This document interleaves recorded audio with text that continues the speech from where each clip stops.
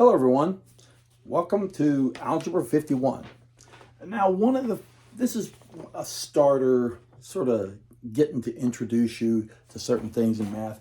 And I've always liked to start right here because this particular subject always intrigued me a little bit.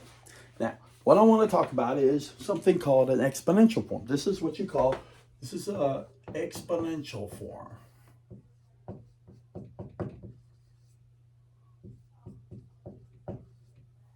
Okay, now this is right here is where you do, let me give you an example of one. We'll say 3 to the x power equals 9. And then you want to say, so x equals what? What does x equal? X equals 2. Now, did you do any multiplication to figure that out? No, you didn't.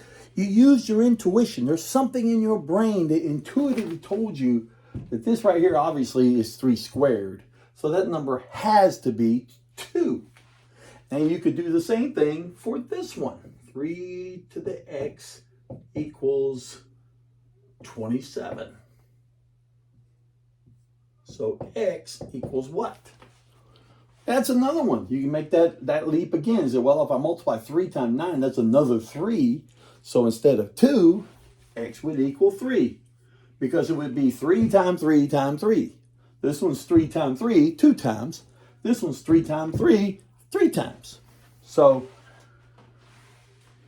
that's you're using your brain a little bit. You're using the intuition about this. And now, but I got one that's going to be tougher for you. 3 to the x power equals 25. X equals what? Ouch, macaucho. That's not going to work, right? You know, it's got to be in between here somewhere, between 2 and 3, but you have no idea where it's at because you don't have any way of doing this. You can't manipulate this and divide or multiply or anything like that to figure out how to do it.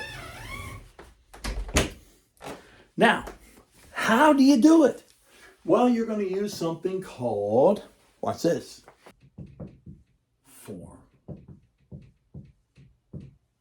That's right, logarithmic form. Let me get out of the way here. Now, we've seen how this works, and then it failed us right here.